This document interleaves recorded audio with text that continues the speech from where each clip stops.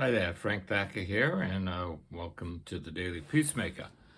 Um, so the other day, I almost lost a friend.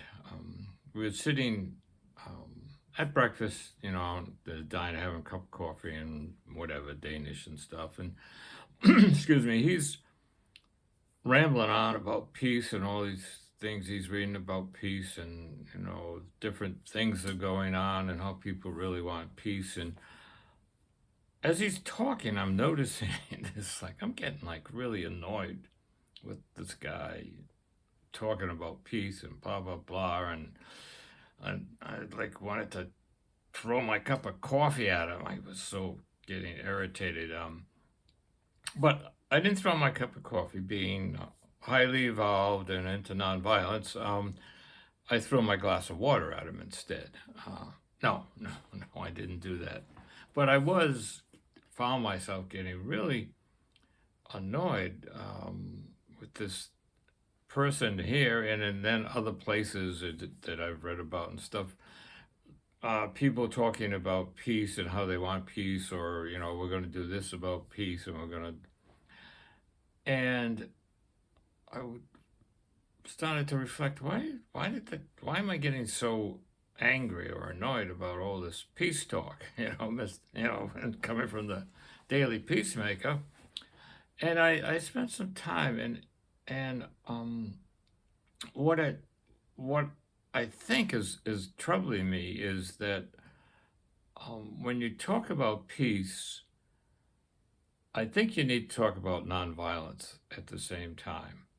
When we talk about peace, when we're talking about within our culture, which is basically one of fight or flight, so we're still locked into that notion. And so if we want to overcome evil, we can flee from the situation, which probably doesn't do too much good, although it might save a violent fight.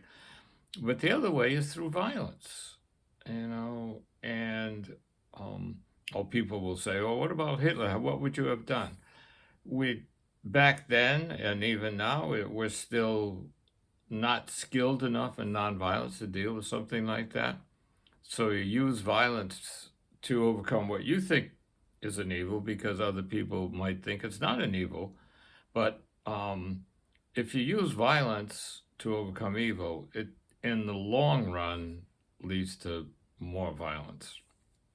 Um, so, someone beats up one of your family members. So you get some other of your family members and go beat up someone from the family that beat you up, and then back and forth. It just escalates.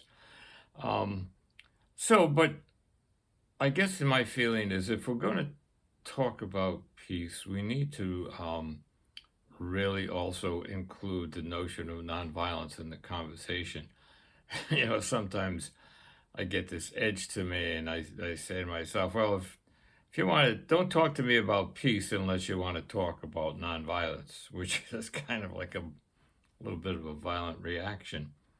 But I wish that we would, when we do talk about peace and trying to build a culture of peace, we bring into the conversation nonviolence, because I think that's the only way we're going to get there.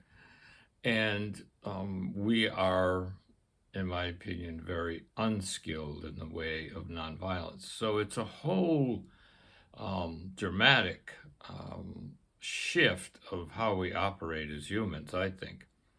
And we're ideally evolving in that direction slowly. And it's taken us millions and millions of years to move in that direction. And I think people are waking up. Well, I shouldn't have said that. Woke. Um, uh, People are beginning to realize that, yeah, we really need to learn how to live nonviolently. And it's something you have to study. You can't wake up and say, um, "Okay, I'm going to live nonviolently today." It's a tough. It's a tough um, way to live.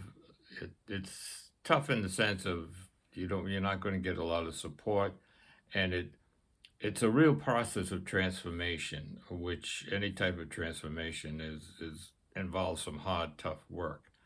Um, so I don't want to babble on too much here, but it is I did kind of get a hold of why it troubles me so much to hear people talk about peace without also talking about nonviolence, because it's my belief that um, we will not get to a real um, solid state of living peacefully with each other until we learn the ways of nonviolence, which doesn't mean it's going to be all hunky dory. There's going to be conflicts, but you get skilled in nonviolence, you can resolve those conflicts without violence and stuff. So that's kind of the main point. I've talked a lot about nonviolence and the ins and outs of it, and there's stuff in past podcasts that we've done about that, and I don't want to you know pound away at that.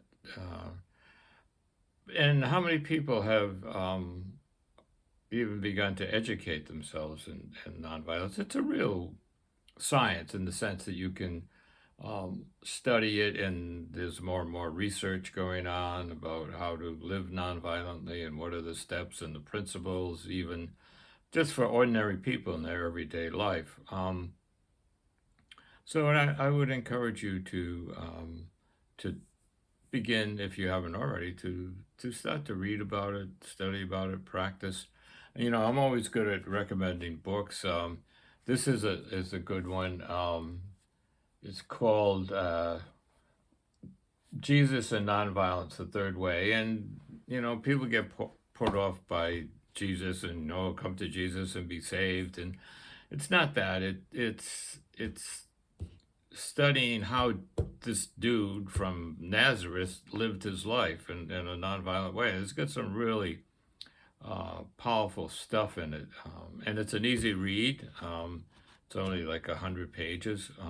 The author is Walter Wink, Wink, and it's worth a read. And one other one that is, in my opinion, pretty good. It's called The Search for a Nonviolent Future, and it's written by Michael Nagler. You can see that. Nagler, and it's got a lot of really, really good stuff in it, and it's well written, and it's easy to read. It's a lot of different sections where you can read a little bit and reflect on it, and then go back to it. So, an individual person can do a lot. Always get caught in this, what can I do? And I'm just this little person here. But, you start to live nonviolently in your own life, and it's an ongoing process, we always say the goal is to live more nonviolently today than you did yesterday. So anyway, that's enough for now. So thank you for listening, and good to be with you always. And let's keep this journey of evolving towards nonviolence going forward. All right, take care all. Peace.